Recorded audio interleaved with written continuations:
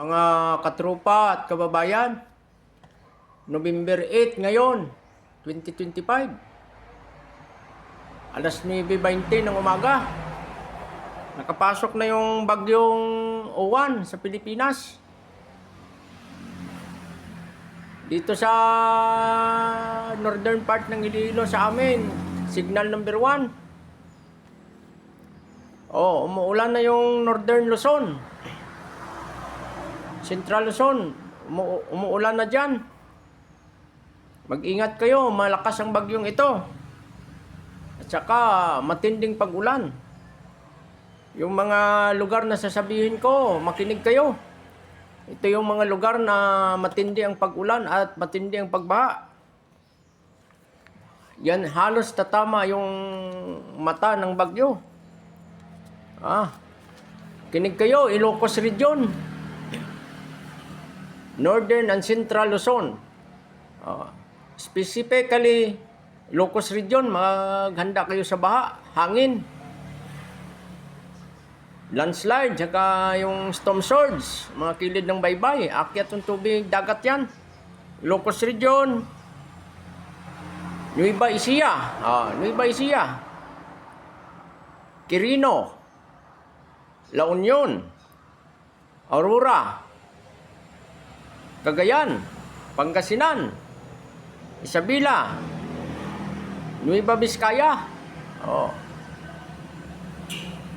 Magdasal tayo pero wala na tayong magawa. Papasok na sa atin gaya ng last month pa nating nakikita sa vision yan.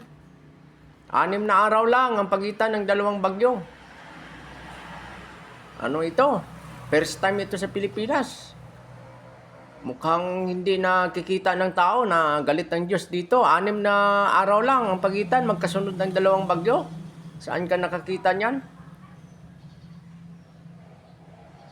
Bukas, mag-abang kayo ng matinding pagbaha dyan sa mga lugar na sinabi ko. Ngayong araw, lahat ng mga dam nyo dyan, yung water dam nyo, pinakawala na yung tubig. Maraming pananim na magsasaka ang masisira at mga palayan, mga gulay. Prutas, masisira yan. Yung kilid ng dagat, maraming bahay ang masisira at babahain. Bukas yan ang direct hit nyo dyan. November 9. Pagka November 10, lalabas na ng Pilipinas yan. Sasabihin ko uli yung lugar na dapat ito yung pinakatawag nating extreme danger. Yung typhoon, matinding pagbaha, matinding hangin, matinding pag-ulan. Ulitin ko uli para makapaganda kayo dyan. Ito hindi gawa-gawa. Nakabase ito sa DOST, Pag-asa. Scientific ito. Dati vision lang. Ngayon scientific na.